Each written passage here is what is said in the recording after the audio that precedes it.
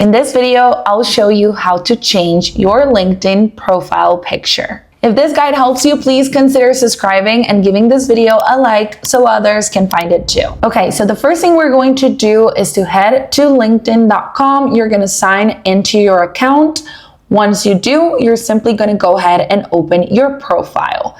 To do that, you can simply click right here on the left, and this will automatically open up your LinkedIn profile.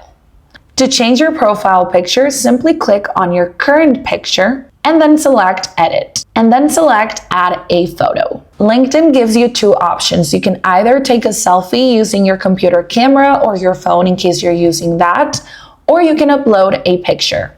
I will select Upload Photo. Make sure that you have your pictures downloaded into your computer or files, and go ahead and select it and click Open. After you add your picture, you have the option to zoom in case you want it a little bit closer to you. And in case you want to make it a little bit crooked or straight, you can do it right here.